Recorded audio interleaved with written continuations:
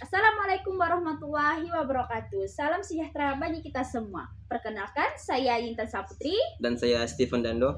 Kali ini kami akan membawakan presentasi mengenai kelangkaan dalam ilmu ekonomi. Sebuah konsep dasar, namun sangat penting dalam kehidupan sehari-hari kita.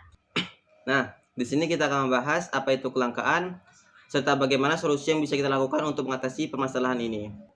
Menurut hasil penelitian, kelangkaan atau kekurangan berlaku sebagai akibat dari ketidakseimbangan antara kebutuhan masyarakat dengan faktor-faktor produksi yang tersedia dalam masyarakat atau yang disediakan oleh alam. Di suatu pihak, dalam setiap masyarakat selalu terdapat keinginan yang relatif tidak terbatas untuk menikmati semua jenis barang dan jasa yang dapat memenuhi kebutuhan mereka. Sebaliknya, di lain pihak, sumber-sumber daya atau faktor-faktor produksi yang dapat digunakan untuk menghasilkan barang-barang tersebut relatif terbatas. Oleh karenanya, masyarakat tidak dapat memperoleh dan menikmati semua barang yang mereka butuhkan atau inginkan. Mereka perlu membuat dan menentukan pilihan. Para ilmuwan konvensional memiliki pandangan bahwa manusia dan masyarakat senantiasa memiliki keinginan yang akan dijadikan sebagai sebuah kebutuhan, baik itu berupa barang maupun jasa. Dalam rangka memenuhi kebutuhan tersebut, itulah yang selanjutnya akan disebut sebagai problem atau masalah yang selanjutnya akan dianggap sebagai masalah yang paling mendasar dalam perekonomian, yaitu terbatasnya sarana pemenuhan kebutuhan manusia yang disediakan oleh alam.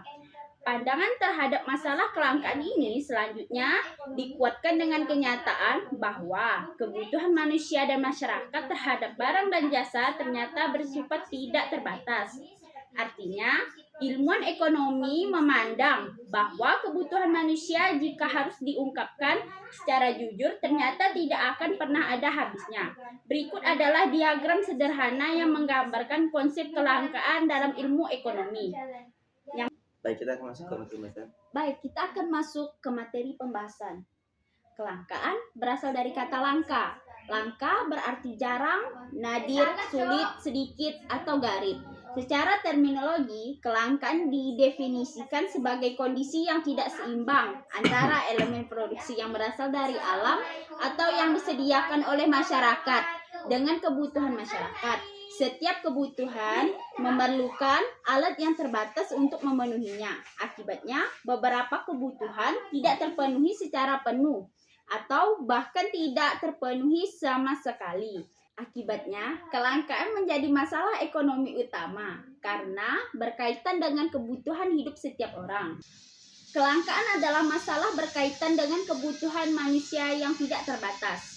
Di sisi lain, alat pemuas kebutuhan yang terbatas membuat pelaku ekonomi harus mampu mengalokasikan sumber daya yang ada, karena didasarkan pada adanya perbedaan atau kesenjangan antara kesediaan berbagai sumber daya dan ragam kebutuhan manusia. Karena kekurangan, orang harus memilih untuk menggunakan sumber daya produktif yang ada untuk menghasilkan barang konsumsi. Pada 2001, MC Ekern menggambarkan ekonomi sebagai bidang yang menyelidiki bagaimana seseorang dan masyarakat bertindak saat memilih sumber daya yang langka untuk meningkatkan kualitas hidup mereka.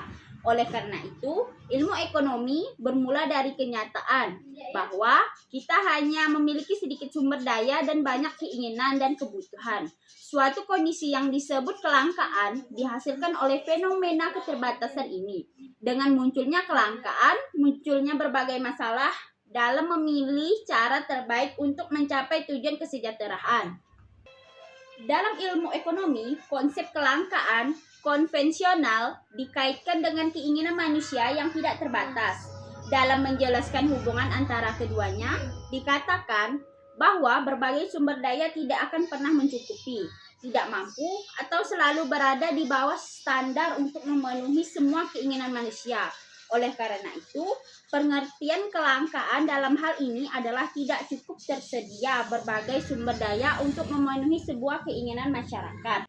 Singkatnya, setiap perekonomian menghadapi masalah kelangkaan yang mengharuskan mereka memilih opsi terbaik.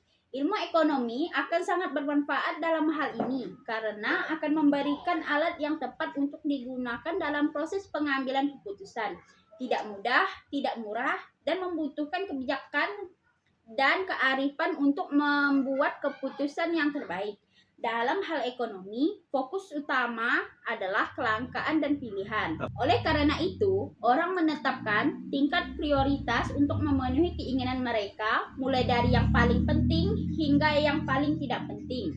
Pilihan dan penentuan skala prioritas dalam ekonomi konvensional didasarkan pada preferensi individu. Manusia dapat mempertimbangkan kebutuhan mereka atau mengabaikannya. Menurut Ibnu Khaldun, satu-satunya cara untuk mengatasi kelangkaan adalah dengan mengupayakan barang-barang yang halal, yaitu yang baik dan yang benar. Untuk keselamatan umat manusia, tujuan utamanya adalah membuat semua orang bahagia di tatarannya masing-masing. Untuk mencapai tujuan ini, manusia menghadapi banyak tantangan. Hal ini mencakup pendapatan masyarakat, dampak peningkatan, ekspor-impor, lingkungan dan kondisi alam, faktor bawaan manusia, dan kemajuan pendidikan dan modernisasi. Menurut Bakhir Al-Sadar, masalah ekonomi yang berkaitan dengan kelangkaan adalah imajinasi. Beliau sebagai pencipta manusia mengetahui apa yang dibutuhkan manusia, sehingga dia telah menyediakan apa yang dibutuhkan manusia. Ini berarti bahwa tidak tersedianya sumber daya alam yang menyebabkan masalah ekonomi, tetapi manusia yang menyebabkannya. Menurut Lionel Robbins, juga menyatakan bahwa ekonomi adalah ilmu yang menyelidiki perilaku manusia sebagai hubungan antara tujuan dan sumber daya alam yang terbatas, yang memiliki penggunaan alternatif. Kelangkaan juga merupakan masalah menyediakan kebutuhan yang tak terbatas manusia dengan sumber daya alam yang terbatas. Artinya, orang tidak pernah memiliki sumber daya alam yang cukup untuk memenuhi kebutuhan dan keinginan mereka. Dengan demikian, Wahbal Barbi Amir Rahmat menyatakan bahwa kelangkaan dapat bersifat relatif atau mutlak. Menurut David Ricardo, peningkatan jumlah penduduk tidak akan menyebabkan kelangkaan, khususnya kelangkaan pasokan makan. Menurutnya, kelangkaan tanah lebih disebabkan oleh keterbatasannya bidang tanah, yang menyebabkan harga tanah dan sewa tanah naik hingga batas yang tidak dapat dibayar oleh manusia. Menurut Ricardo sendiri, kelangkaan tanah ini akan mengganggu mekanisme pasar dan lambat laun akan mengancam berlangsungnya hidup manusia.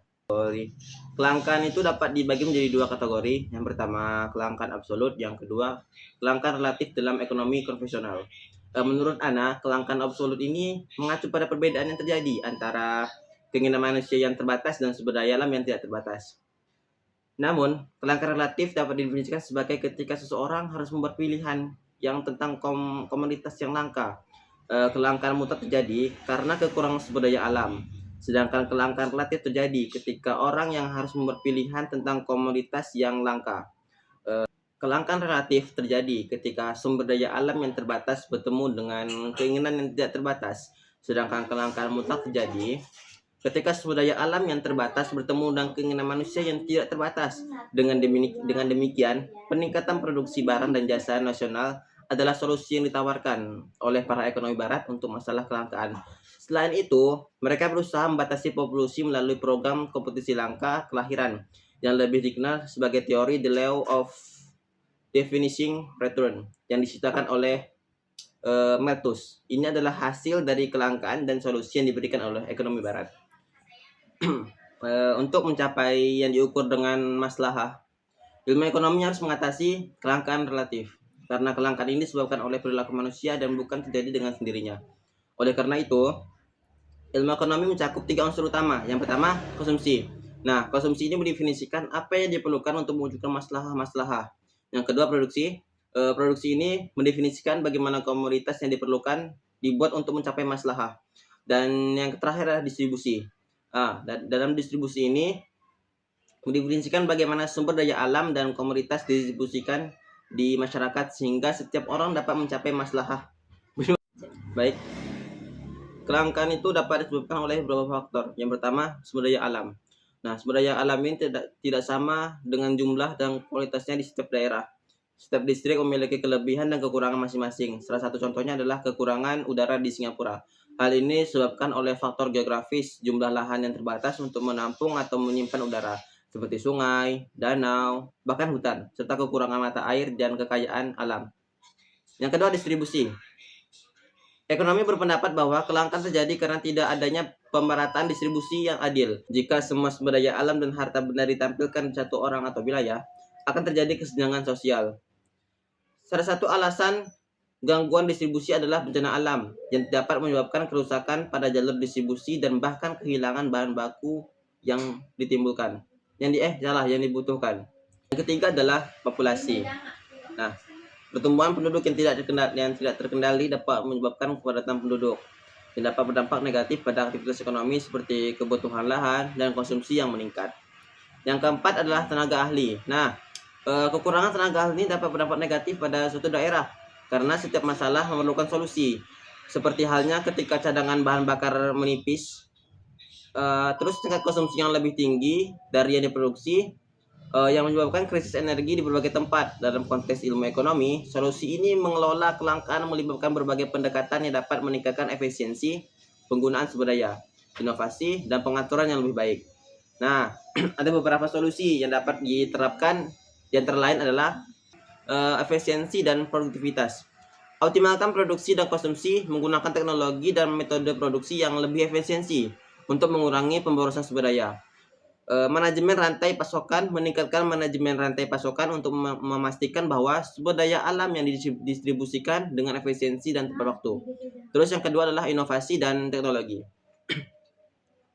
Penelitian dan pengembangan, investasi dalam penelitian dan pengembangan teknologi baru yang dapat menggantikan atau memperpanjang penggunaan sumber daya yang langka. Yang ketiga adalah kebijakan dan regulasi. Kebijakan konvensional menerapkan kebijakan konvensional yang mendorong penggunaan sumber daya yang lebih bijaksana dan berkelanjutan. Investasi ekonomi. Nah, investasi ekonomi ini memberikan investasi ekonomi untuk praktik yang mengurangi pemborosan dan meningkatkan efisiensi, seperti pajak dan subsidi untuk energi terbarukan. Yang keempat adalah edukasi dan kesadaran. Kampanye kesadaran. Nah, untuk meningkatkan kesadaran masyarakat tentang peningkatan penghematan sumber daya alam, pabrik berkelanjutan melalui pendidikan dan kampanye kesadaran. Pelatihan dan pendidikan, memberikan pelatihan dan pendidikan untuk meningkatkan keterampilan kerja dalam menggunakan teknologi dan metode baru yang lebih efisiensi. Yang kelima ada diversifikasi ekonomi. Pengembangan sektor baru, mendorong diversifikasi ekonomi dengan mengembangkan sektor-sektor baru yang tidak terlalu tergantung pada sumber daya yang langka. Terus inovasi dalam bisnis. Nah, mendorong inovasi dan model bisnis untuk menciptakan nilai tanpa tergantung pada sumber daya alam yang terbatas. Dengan menggabungkan berbagai pendekatan ini, ekonomi dapat mengurangi dampak kelangkaan dan memastikan penggunaan sumber daya yang lebih berkelanjutan dan efisiensi. Dari materi yang sudah kami paparkan, dapat kita simpulkan bahwa kelangkaan dalam ilmu ekonomi adalah kondisi ketika sumber daya terbatas, sementara kebutuhan manusia tidak terbatas. Hal ini menuntut adanya pilihan dan pengorbanan dalam penggunaannya. Permasalahan utama bukan hanya pada produksi, tetapi pada distribusi kekayaan di masyarakat. Nah, untuk mengatasi kelangkaan, ada beberapa hal yang dapat kita lakukan. Yang pertama, peningkatan efisiensi penggunaan sumber daya alam. Yang kedua, inovasi teknologi. Yang ketiga, penggunaan sumber daya alam alternatif. Yang keempat, kebijakan dan regulasi yang mendukung. Yang kelima, edukasi dan peningkatan kesadaran masyarakat. Yang terakhir, yang keenam, diversifikasi ekonomi untuk mengurangi ketergantungan.